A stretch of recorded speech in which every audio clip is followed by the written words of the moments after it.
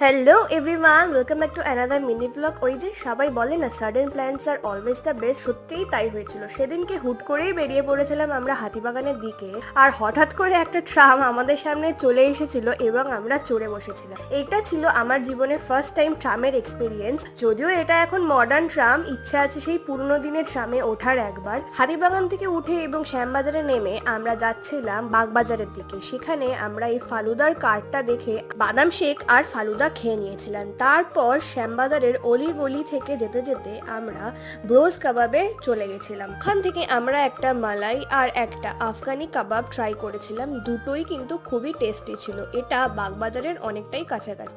আমাদের যেহেতু বেরোতে অনেকটা লেট হয়ে গেছিল, তাই জন্যে বাগবাজার ঘাটে পৌঁছেছি তখন বাজে 6:30। আর যেহেতু অন্ধকার হয়ে গেছিল, আমরা একটু ফটো আর ভিডিও তুলেই বেরিয়ে পড়েছিলাম ওখান থেকে বাড়ি যাওয়ার উদ্দেশ্যে। তারপর উল্টোডাঙায় এসে একটু খাওয়া দাওয়া করে বাড়ি চলে